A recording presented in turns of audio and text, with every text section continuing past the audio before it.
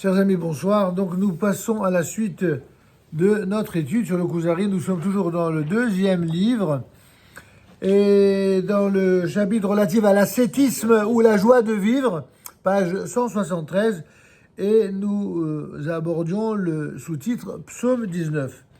Le Psaume 19 affirme que la Torah est plus importante que la création. Pourquoi ? Parce que, en effet, sans la Torah, eh bien,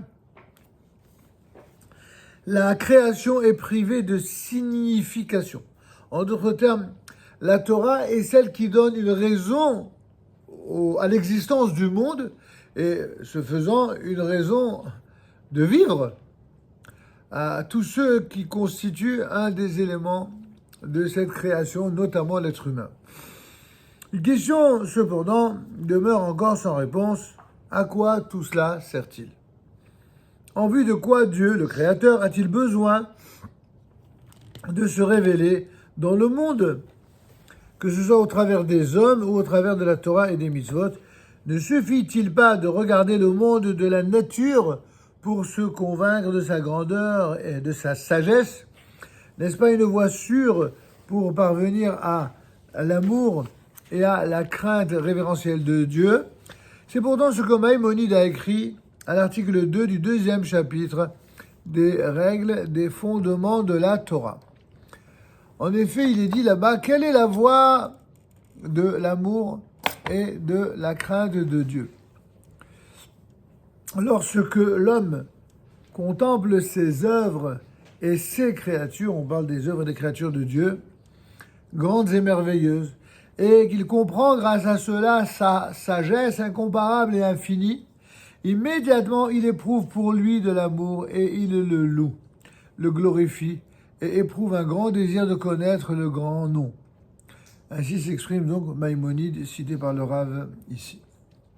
Il semble que Rabbi Yehuda Halevi veuille répondre à cette question en recourant au psaume 19, au paragraphe 56.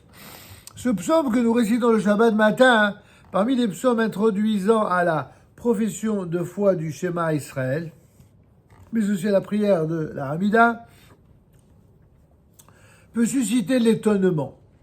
Il commence par vanter les œuvres grandioses de Dieu, les cieux et les étoiles, la splendeur du soleil et soudain, sans transition, voilà qu'il parle de la Torah et de ses attributs extraordinaires.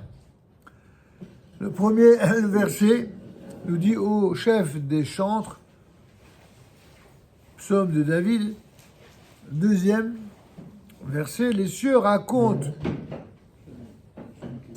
la gloire de Dieu.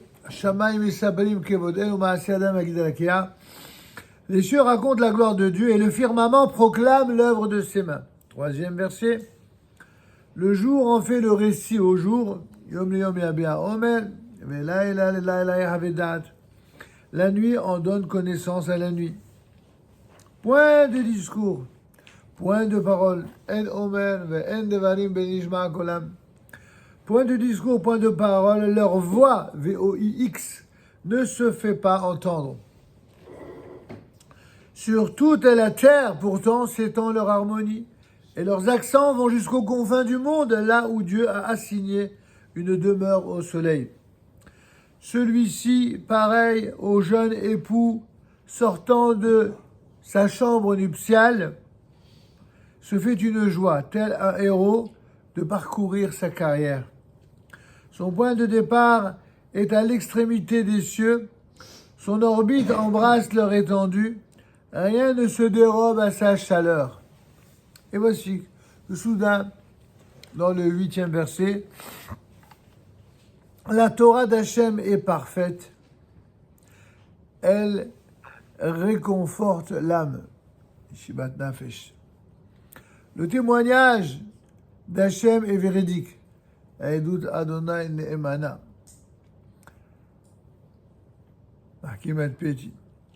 Le témoignage d'Hachem est véridique, il donne la sagesse aux simples.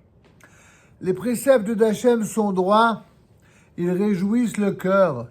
Le commandement d'Hachem est lumineux, il éclaire les yeux. La crainte d'Hachem est pure, elle subsiste à jamais. Les jugements d'Hachem sont vérité, ils sont parfaits tous ensemble. Plus désirable que l'or, que beaucoup d'or fin, plus doux que le miel, que le sucre des rayons. Aussi ton serviteur les respecte-t-il avec soin, les observer et d'un haut prix. Quelle est la signification de ce passage brutal de la description de la création à celle de la Torah? Quel message ce psaume entend-il délivrer? Eh bien voici ce que Rabbi Yehuda Lévi nous dit. Voici le message. Au paragraphe 56. Comme s'il avait dit, ne vous étonnez pas de ces récits, car la Torah est plus brillante, plus visible, plus notoire, plus utile et meilleure, et sans les enfants d'Israël, il n'y aurait pas eu de Torah. Certes, la création est grande et merveilleuse, une grande sagesse s'y trouve impliquée, mais la Torah l'est encore davantage et d'une plus grande utilité. L'importance de la Torah est supérieure à celle de la nature. Mais comment la Torah aurait-elle pu descendre dans le monde et s'y dévoiler sans l'existence du peuple d'Israël? D'une part, l'existence du monde est sans valeur sans la Torah, mais d'autre part, la venue de la Torah dans le monde n'est pas possible sans l'existence du peuple d'Israël. Le peuple d'Israël pratiquant la Torah est comme telle la finalité de l'existence du monde. Tel est le fond du message du psaume 19. Et ici, Rabbi Yehuda Halevi nous a permis d'en comprendre la signification. Tout ceci pour nous dire d'une manière certes très lyrique qu'il y a un lien profond, un lien ténu entre la Torah et le peuple d'Israël, et que ce lien démarre avant même la création du monde. Et que s'il n'y avait pas eu la Torah comme ayant précédé le monde, mais s'il n'y avait pas eu non plus le peuple d'Israël pour la rendre belle, cette Torah, pour l'expliquer, pour l'étudier, pour la commenter, pour la magnifier, mais également pour promouvoir son éclairage sur le monde, eh bien le monde n'aurait jamais pu subsister. Et c'est ça, évidemment, un des chidushim que nous propose ici le Kuzari dans cette étude. Nous allons passer à présent au paragraphe d'après qui est intitulé « Dieu des pères et non Dieu de Moïse ». Nous allons voir à quoi il fait référence.